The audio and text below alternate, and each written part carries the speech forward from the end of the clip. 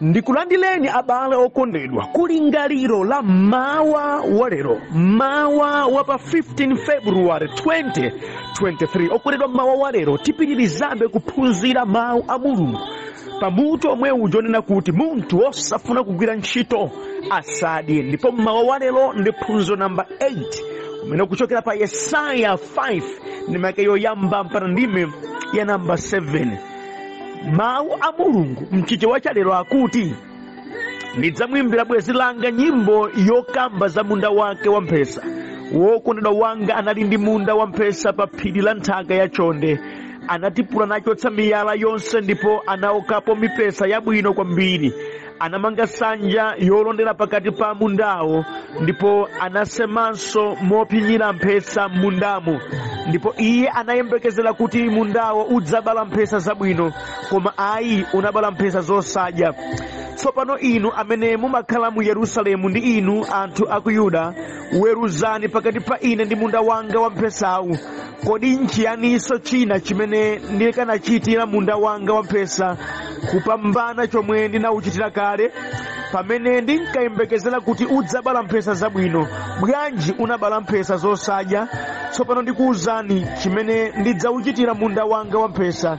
Ndidzachotsa mpanda wake ndipo mundawo udzawonongeka. Ndidzagwetsa khoma lake ndipo nyama zidzapondapondamo.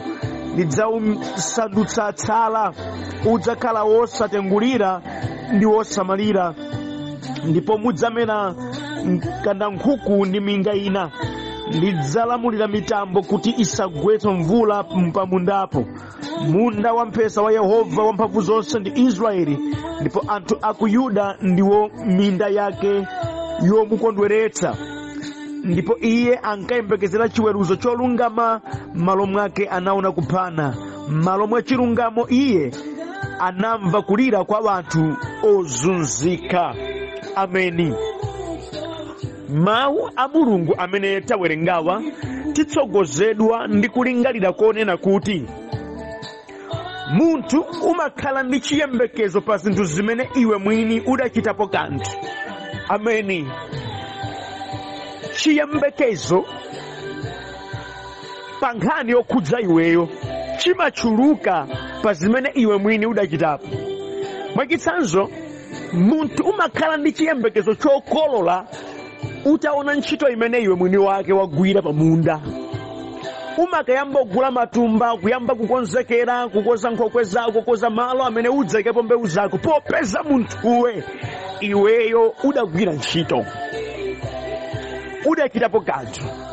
Okondedwa, kumakhala kosautsa kuti ukhoza mayembekezera kuti udzakhala ndi matumba zambiri pameneno iweyo atanzera umodzi ulibe. Chiyembekezo ichichi nchija chimangokhotera kuti hayi kudzachitika mamirako, hayi dzayenda bwino, koma chiyembekezo chotsindika munthu umakhala nacho pamene iwe mwini udagwira ntchito. Ananga mukamba izi bwanji? Nanga pankhani chipulumutso bwanji timayembekezera yeti adafaniza? Inde, that's why chimatchedwa kuti chisomo, chifukwa ntchito yopangitsa kuti munthu akapezeka kumwamba nakhululukidwa adayigwira ndi Yesu. Now chiyembekezo chathu timachitsamiritsa pa Yesuyo, popeza Yesuyo adayigwiradi ntchitoyo. Koma nawo pa nkhani ya zopeza zathu mdziko muno zatwanena kuti umakhala ndi chiyembekezo munthu ukakhala kuti iweyo udachitapo kanthu. Kuchita kwakoko ndi kumene kumakupangitsa kuti ukhale ndi chiyembekezo chokhazikika nkumati, popeza ndatere ndiyembekeza kuti ndidzapeza izi, popeza ndachita ichi ndiyembekeza kuti mapeto a izi ndidzapeza izi, chifukwa pali kena kamene iwe mwini wake udachitapo. Ameni. Nthawi zambiri kudzala chiyembekezo pa zinthu zongodalira ena kumabala chikhumudwitso, popeza iwe umayembekezera zina pomwe munthu odza kuthandizayo amaganizanso zina. Kukhala ndi chiyembekezo pa zimene iwe sudagwirire ntchito, pa zimene ukungoganiza kuti wina wake akhoza kudzachita, zimenezi nenemona mtima zapangitsa kuti anthu ambiri akhumudwe. Chifukwa nchiyani? Iye amakhala ndi chiyembekezo china potengera mwene zibale zimene ali nazo, kucheza mwa machezera, yeti munthuyo amene akuyembekezeredwayo na Yesu ali mmapulani yake, aliso zake zoganiza. Nawu zinthu zikachitika mosemphana ndi mmene munthu uja amayembekezera, chikhumudwitso sichimakhala patali ayi. Nawo anthu ambiri amene akhumudwa adayembekezera kuti ena adzachitira zinthu ngati mpaka na lero sizidachitike. Panopa ndi munthu wokhumata ndi wokwiya wambiri, chifukwa amayembekezera zinthu zosati zimene iye mwini wake wachita, koma zimene ena adzamuchitira.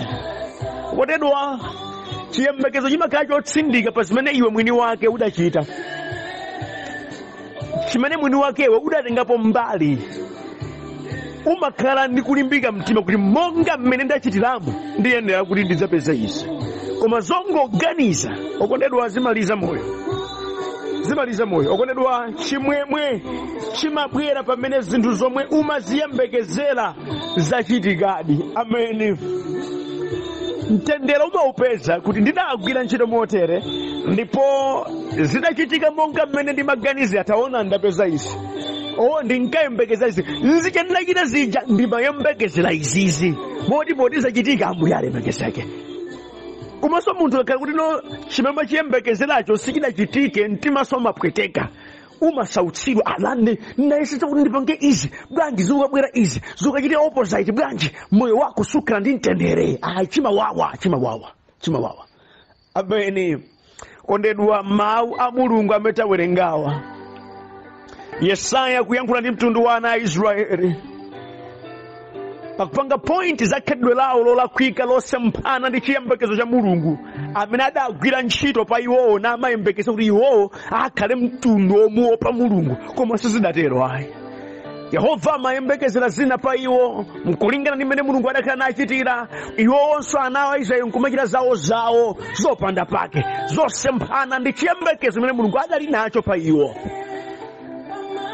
Yesaya popereka uthenga umenewu akupereka mwa nyimbo yofotokoza za munda, khama limene limaoneka pa munthu amene akulima munda wake ndi chiyembekezo chimene amakhala nacho, ndi zimene akuzikoka kuti ziperekera nthauzo la mmene Mulungu anali ndi chiyembekezo chake pa ana a Israeli. Ndimafuna kuti ndiphunzire zogwira ntchitozi pa mawu amene Yesaya akunena, chitsanzo chimene akupereka chokhala mu nyimbo yake yofanizira moyo wa ana a Israeli ndi Mulungu, potenganso mmene munda wamphesa umene akufotokoza udachitikira. Ameni.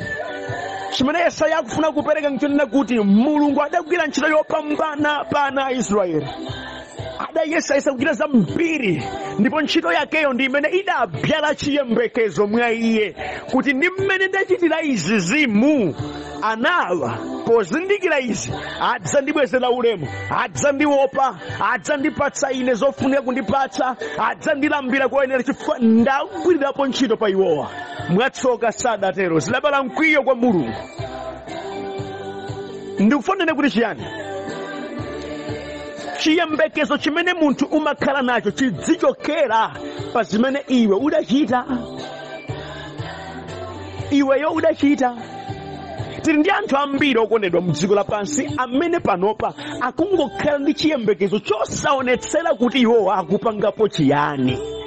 Malemba akuti, ndiyimbire nyimbo okondedwa wanga anali ndi munda wabwino, adagwira ntchito yabwino, adakonzekera, adabyala mphesa zabwino, adachiteteza, adatani, adagwira ntchito chifukwa anali ndi chiyembekezo kuti mphesa zimene zidzabereke zidzakhala zokoma, zidzampatsa iyeyo mvinyo wabwino.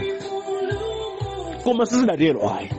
Chikumbutso chikabwera ataona kuti ma results amene atuluka ndi ntchito imene wagwira zosiyana, koma adachitapo kanthu. Point yanga ndiyipetseni, chiyembekezo chidzibwera pa zimene iweyo udachitapo.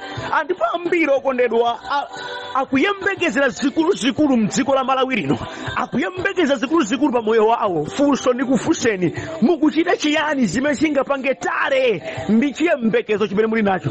Izi anthu ambiri akanika kuzibalansa chiyembekezo chachikulu zedi kantchito kogwira kumanjaku. Zitheke bwanji mukungopyera chikhumudwitsa moyo wanu achimwene? achemwani mukungopyera chikhumudwi cha moyo wanu. Izo mukuziyembekezera ndi zimene mukuchita zosiyana. Ndiye mukuganiza kuti zikafikira bwanji kumeneko ndi mujatu apa pamene anthu ambiri aloweretsapo kunena kuti ayi zidzachitika mamamirako. Kududuka nkumathamangira kuti zinthu zidzachitika mamamirako nkuti zochita zawo sizikugwirizana ndi zimene akuyembekezera. Akuyembekeza zimagalimoto zikuluzikulu koma ataka ndalama alibe. Akuyembekeza chimashoni chachikulu kwambiri zedi koma nomapezedwe awo osachita palibe. Akuyembekeza kukhala anthu odziwika mdziko lapansi koma no zimene akuchita kubanjako. Akuyembekeza zapatali kwambiri zedi koma zochita zawo zosaoneka. Funso zitheka bwanji zimenezi? Zitheka bwanji? Ya ndi mulungu wamphamvu zonse amachita mwamphamvu zonse koma mulunguyo adachitapo kanthu pa ana a Israeli. That's why amayembekeza kuti ana a Israeli iwo adzampembedza. Zidalipo zimene adachita. Ndipo mukufotokoza kwa Yesaya mufanizo lake ndi munyimbo yake akuonetsa khama ndi ntchito yayikulu imene mulungu adachita, monga imene amachitanso mulimi akafuna kuti apeze kanthu. Amen. Muone nkhani akuti ndimuyimbire bwenzi langa nyimbo yokamba za munda wake wamphesa. Wokondedwa wanga anali ndi munda wamphesa pa phiri la nthaka yachonde. Anatipula nachotsa miyala yonse ndipo anaokamo mphesa yabwino kwambiri. Ntchito iyi anamanga nsanja yolondera pakati pa mundawo. Ntchito iyi ndipo anasemaso mophinyira mphesa m'mundamo. Ntchito iyi ndipo iye anayembekeza kuti mundawo udzabala mphesa ya zabwino koma ayi unabala mphesa zosadya. Mwayiona nkani chiyembekezo chukabwera ataona ntchito yake. Funso langa kwa inu maorero, mukuyembekeza chiyani? Mwachita chiyani? Mwachita chiyani chimene chingakupangitseni kuti chiyembekezo chanu chikhale valid, chikhale genuine? Nziti mwachita zopatsa chiyembekezo? Okondedwa talowa mu nthawi ya uzimu wongofotokoza mpakamwa zinthu zosiyana kwambiri ndi zimene munthu akuchita. Okay, mukufuna kuti alembedwe ntchito. Mudachita chiyani chokulolani kuti mulembedwe ntchito? Mukufuna mutakhala pa mpando mudachitanji zokupatsani kuti zibale chiyembekezo cha mphamvu kuti nzoyeneradi inuyo kukhala pamenepa? Chifukwa chiyembekezo cha ntchito zochitika mdziko muno chimachitika pakulingana ndi mmene iwe mwini wachitira m'mbuyomo. Simudalime mukuyembekezo chaka chino ndikolola matumba 50. Funso lotsekana kuti akuluakulu mukolola matumba 50 mwalima motani? Aya sindalima ndi 0 modzi omwe anthu akusekani. Chifukwa izi zimachitika mogwirizana ndi ntchito imene munthu we wagwira ndi imene imapereka chiyembekezo cha zopeza. Ameni. Koma munthu sudachite kena kalikonse ukuyembekezera kuti zipezeke. Funso langa zipezeke motani? Ndikufuna kuthandizana abale nonse amene mwataya malingaliro ogwira ntchito ndikumangoyembekeza kuti zidzangopezeka mwadzidzidzi. Ayi msatero. Chiyembekezo ichi chikukhumudwitsani chifukwa nkutheka sichichitika monga mmene muganizira. Taonani, tengani chitsanzo ichi chakuti ngakhale mulungu weniweni amayembekezera zinthu ku mtundu wake wa Israeli, iyeyo atachitapo kanthu. Atachitapo kanthu. Inu zimene mukuyembekezerazo mwachitaponji? Mwachitaponji? Ine ndikuyembekeza chaka chino ine ndikukwatiwa. Mwachitapo chani? Ndikuyembekeza kuti apa ine ndipanga isi. Mwachita chiyani? Nchiyani chimene mwachita chimene chikupatsani kulimbika mtima kotero? Ine ndikuyembekeza kuti mulungu izi zatere mwamuuza mwakamba naye mwacheza naye wakutsimikira tuzike lodi pamene pakuchokera kulimbika mtima kwanu. Mphamvu ya chiyembekezo chanu ikuchokera pati? Osamangoziyankhula zinthuzi ndipo zimakoma kama ziyankhula koma funso nkumati zikuchokera pati? Nchiyani chikukupangani kuti zimene mukunenazo zikhoza kuchitikadi? Chifukwa zikachitika monga mukuyembekeza ntchito imene mwagwira chimwe chikupezani. Koma ngati zichitika zonena kuti inu mangoyankhula izo sizikuchitika, mukhumudwa nazo. Ndikudziwa ndikuyankhula ndi ambiri pano amene adapanga declare zinthu zambirimbiri, adakhala nayankhula zinthu zambirimbiri koma zinthu zonse zidachitikebe mpaka na pano penanso ayamba kukhumudwa naye chautayi. Koma ine ndimati ndikukonzeni nkhani sikukhumudwa ndi Ambuye, nkhani ndikuona kuti kodi muti matani inuyo pa zimenezi. Ndikudziwa zilipo ndi zina zimene anthu ena ayesetsa kwambiri mbali yawo achita, koma mwina sizidafike poonekera. Yehova isachedwa safulumira ndi Mulungu wa nthawi. Bola inu mbali yanu yokubzala ndi chiyembekezo choti chikhoza kufotokozera bwino mwachita. Ine kumbali yanga ndachita izi, ndikadadikirabe pa Ambuye. Zimamveka kuti ukudikira pa Ambuye chifukwa iweyo gawo lako lakuti chimeyo chikwaniritsidwe wachita, ndiyo kuyembekeza pa Mulungu. Zomveka. Koma osati wangopinda manja ndikumati ndikuyembekeza ine pa Ambuye. Mwachita bwanji ya palibenso mwa ndikuyembekeza pa Ambuye. Ndikuyembekeza pa Ambuye. Aya ukondedwa, kuganiza kotere kuzingoti khumudwitsa ifeyo pa moyo wathu wa Chikhristu. Tedi ngamani zoonani, kuzingoti vulaza miyoyo yathu. Tizingokhala m'makachisimu koma palibe chingaoneke chifukwa nafenso palibe blessings yathu. Palibe. Mudzafotokoza kuti chiyani kwa anthu ena ukufunsani ngati inu palibe chimene muchitapo. Mulungu kanchiyembekezo chikulu kwambiri zedi chaka chino ndigula galimoto. Mwamu ndi mapulani anthu ndi wanja aya dewa yekha chauta zidzangooneka kuti zatani. Timve izizi zibwira izi. Ameni. Chachiwiri ndi chabala ukondedwa, zimakhala obvious kuti nkuyesetsa kwako munthu kwakuchita mbali yako ndi kubala iweyo chiyembekezo chikachitikadi chimene umayembekezera chimwemwe chimakhalapo. Chifukwa umaona kuti kuchita kwanga kwa izi, kwa baladi izi, chimwemwe chaya. Koma nyengo zina okondedwa zimatha kutheka kuti kuchita kwako kwa zinthu zokabwera ndi za mtundu wina, zosiyana ndi zimene Mulungu akukhumudwa nazo pa ana a Israeli. Adayigwira ntchito yake kwambiri zedi nayesetsa kuti anthuwa aone ulemerero wake, adziwe zimene Mulungu akuchita. Koma taonani iwo sadachite moyenerera. Ndimene aona kuti munda wanga ndinawugwira ntchito ina yonse, koma taonani malomo kabala mphesa zimene ndinaziyembekeza ukachita opposite, zimabala chikhumudwitsa. Nani mati mwina kusautsira kwa mtima kudzikhala kuti unachita pokena kake ndepena sizikuchitika motero, koma mudziwe kuti Mulungu ndi wanthawi. Amen. Chimadakira na Israeli nkulakwa ndithu sadapanga appreciate zimene Mulungu adawachitira, chifukwa kuti Mulungu adakwanitsa kuchita zinthu zoyenerera kuti marizatsi abwinonso achitike. Now chimene ndafanika mbe pano nkunena kuti alipo anthu ena amene amatha kuonadi zimene anzawo achita ndi chiyembekezo chimene ali nacho.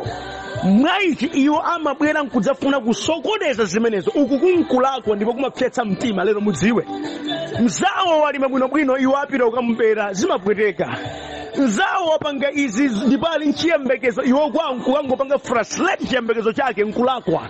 Mzawo wayesetsa kupanga kumanyira kuona kuti okay uyuyu ndi mmene wagwira ntchito yakeyi ali ndi chiyembekezo ichi, iwo ndi kupita kukagwetsa chiyembekezocho. Zimakhumudwitsa. That's why nkheso Mulungu apa akukhumudwa kwambiri, akuonetsa kupwetekedwa kwa mtima.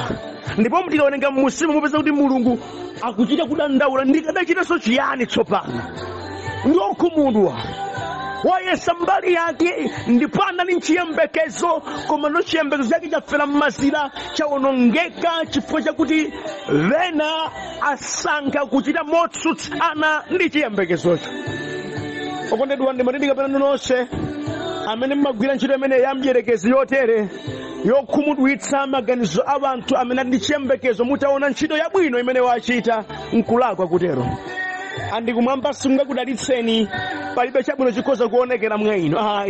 Ayi nkulakwa kutero. Zimapweteka zakuti munthu ali ndi chiyembekezo chogwira ntchito bwinobwino koma no zinthu zosachitika monga mmene mayembekezera. Nchowawa, nchopweteka. Ngakhenso Mulungu pa Israeli chidamuwawa mpaka adakwiya ali kumapero kwake. Ndidzaukasula munda umenewo ukachita chimene chifukwa chani ndagwira ntchito pabule kuvutika kwambiri zedi. Simapweteka. Kulandaulira ndi mawu ake okondedwa muzimene vanthu nachita kuti akhoza kuyembekeza kupezeka kanthu. Kwaniritsani zimenezo.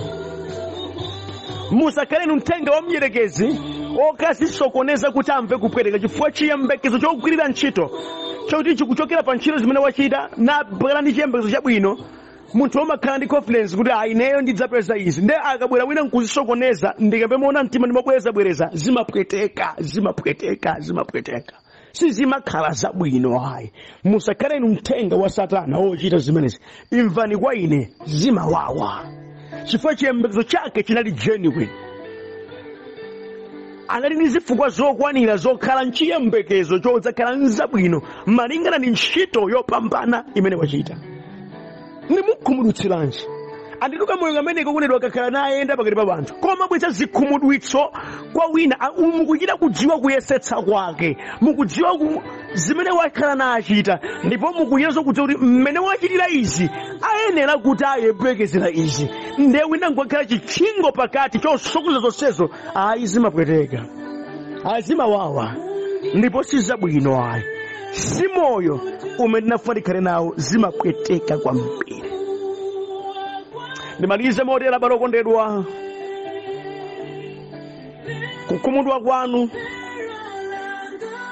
pa zimene maziyembekezera ndi kuti zasokonekera, perekeni kwa Ambuye amene aliso ndi njira zake zina zothandizira wanthu. Ndi Mulungu wabwino. Mukambiranje abusa zimenezi popeza mauta werengayo Mulungu ndi amene akukhumudwa zoonadi, koma sadatere pomwepo Mulunguyo. Ayi, adakozanso njira zina zakuti ubale wake ndi ana a Israeli upitilirebe. Ndimati ndikuyankhuleni maotere kunena kuti nthawi zinadi zimene tiziyembekezera sizichitika motero, koma titsamirebe pa Mulungu amene sachedwa safulumira. Ena amene timayembekezera tidachita zambiri kuti iwonda amene akhale thandizo, lero lino sithandizonso. Ayi, ziyembekezo zimene tinali nazo tinatha kuzigwirira ntchito bwinobwino ndi kuzipereka, mwina sizikuchitika monga mmene zachitikira. Musadandaule, aliko Mulungu wothandiza.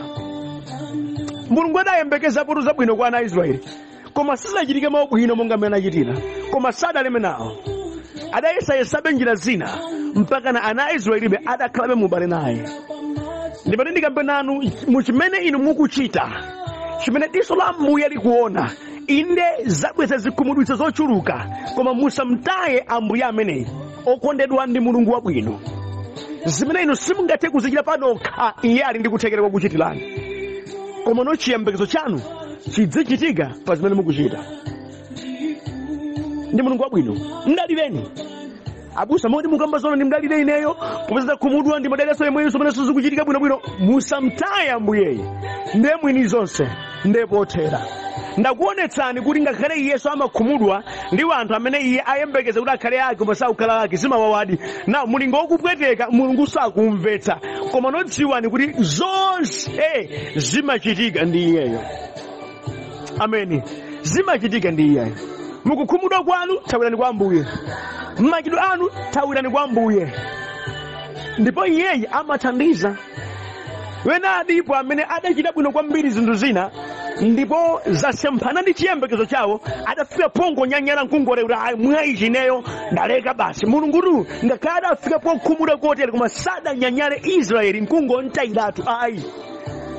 Ayi, adayesayesabe kutuma atumiki wake kuti Israeli abwerere, atsutsike, akhalenso kuti akakwaniritse chiyembekezo chimene Mulungu anali nacho.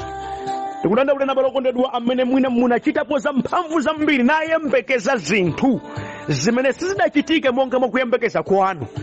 Musanyanyale, musazitaye, yesanibe kuzichita ndi Ambuye. Iyeyi amathandiza, ali ndi kuthekera kotsegulanso makomo ena, ali ndi kuthekera kosamaliranso moyo wanu. Musakhumudwe ayi, musamtaye ayi, ali nanu limodzi ndi Mulungu wabwino.